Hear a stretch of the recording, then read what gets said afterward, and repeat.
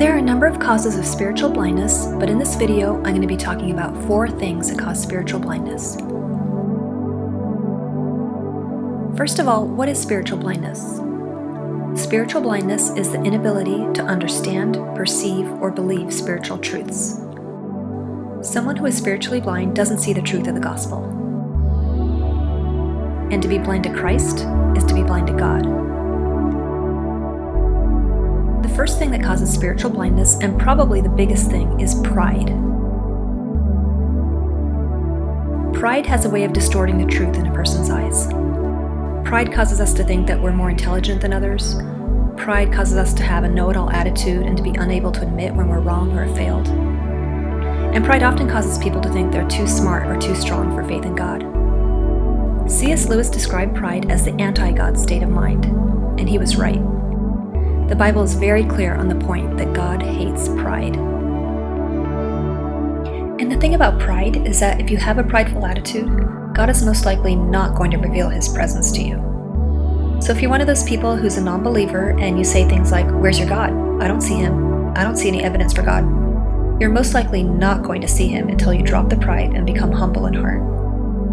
So if you sincerely care about the truth and you really want to know if there's a God, the first thing to do would be to drop the pride and seek the truth with humility. The second thing that causes spiritual blindness is habitual sin. In other words, a lifestyle of repetitive sin. Habitual sin is blinding because it dulls our spiritual sensitivity. The Bible talks about how sin causes us to be a slave to our sin. We may think that we're in control of it, but if we haven't yet received Jesus and we haven't been reborn spiritually, then our sin controls us, not the other way around. The dangerous part about habitual sin is that the problem gets progressively worse the more one sins and the longer it goes on. This is because habitual sin desensitizes and damages the conscience. 1 Timothy 4:2 talks about how our conscience can be seared, as in seared by a hot iron. Our conscience is part of our spirit, and our spirit is what connects us to God.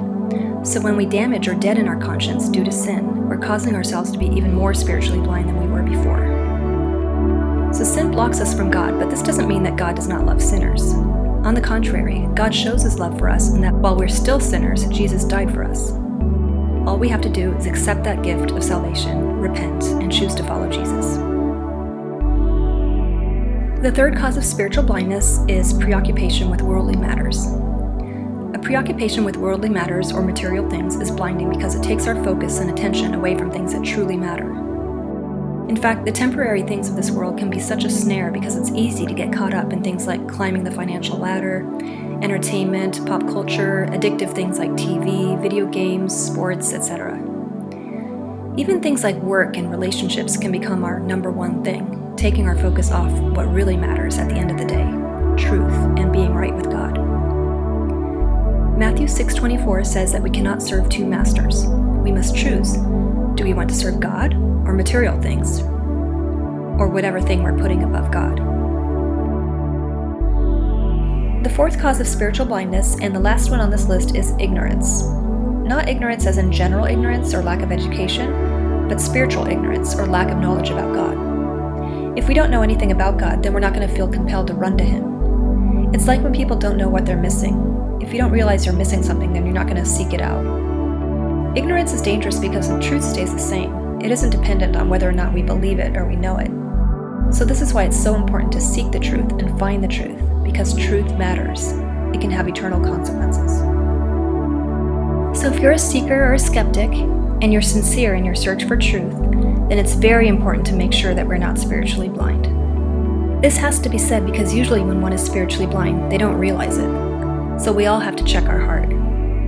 Don't delay in doing this because the more time that passes, the more difficult it is to reverse the situation. But the good news is, if you seek the truth with a humble heart, a willingness to change your mindset, and you make the decision to put truth above all else, I believe that God will honor that by lifting the veil from your eyes. And as the famous song Amazing Grace goes, if you were once blind, now you will see. And when this happens, it's an amazing and beautiful thing. Thanks for watching, you all, and God bless.